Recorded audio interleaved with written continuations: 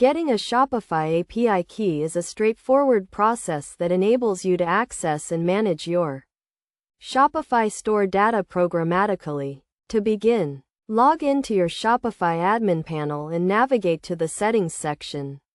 In the Settings section, click on the Apps and Services option. Then click on Manage Private Apps. If you do not see this option, you may need to click on the Apps section and then click on Manage Private Apps from there. Next, click on the Create a New Private App button. Enter a name for your private app and select the permissions you need for your API key.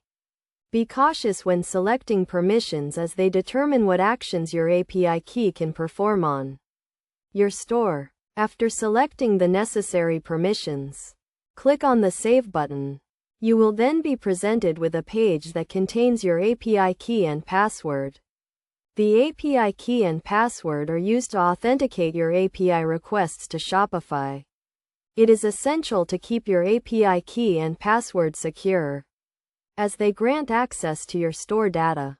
You should never share your API key and password with anyone, and you should only use them in secure environments. To use your API key, you will need to construct an API request to Shopify.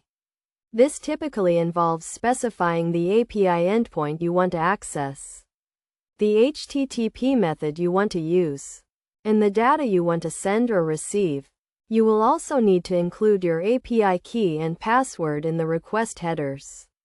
In conclusion, getting a Shopify API key is a simple process that requires careful attention to permissions and security.